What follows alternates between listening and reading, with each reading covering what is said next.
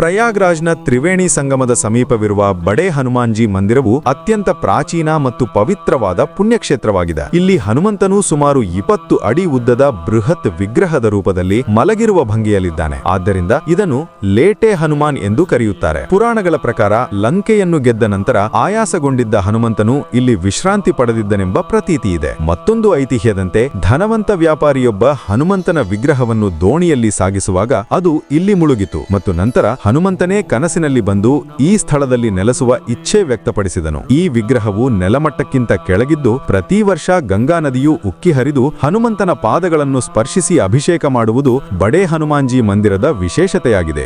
ಅಕ್ಬರ್ ಬಾದಶಾಹನು ಅಲಹಾಬಾದ್ ಕೋಟೆಯನ್ನು ನಿರ್ಮಿಸುವಾಗ ಈ ವಿಗ್ರಹವನ್ನು ಬೇರೆಡೆಗೆ ಸ್ಥಳಾಂತರಿಸಲು ಪ್ರಯತ್ನಿಸಿದನು. ಆದರೆ ನೂರಾರು ಸೈನಿಕರು ಪ್ರಯತ್ನಿಸಿದರೂ ವಿಗ್ರಹವನ್ನು ಕದಲಿಸಲು ಸಾಧ್ಯವಾಗಲಿಲ್ಲವಂತೆ. ಇದರಿಂದ ಪ್ರಭಾವಿತನಾದ ಅಕ್ಬರ್ ತನ್ನ ಕೋಟೆಯ ಗೋಡೆಯನ್ನೇ ವಕ್ರವಾಗಿ ನಿರ್ಮಿಸಿ ಈ ವಿಗ್ರಹಕ್ಕೆ ಜಾಗ ಬಿಟ್ಟುಕೊಟ್ಟನು ಎಂಬ ಐತಿಹಾಸಿಕ ಕಥೆಯೂ ಇದೆ. ಈ ಹನುಮಂತನನ್ನು ಸಕಲ ಸಂಕಷ್ಟಗಳನ್ನು ಪರಿಹರಿಸುವವನೆಂದು ನಂಬಲಾಗಿದ್ದು, ಸಂಗಮ ಸ್ನಾನದ ನಂತರ ಬಡೆ ಹನುಮಾನ್ಜಿ ಮಂದಿರದ ದರ್ಶನ ಪಡೆಯುವುದರಿಂದ ಯಾತ್ರೆ ಸಂಪೂರ್ಣವಾಗುತ್ತದೆ ಎನ್ನಲಾಗುತ್ತದೆ.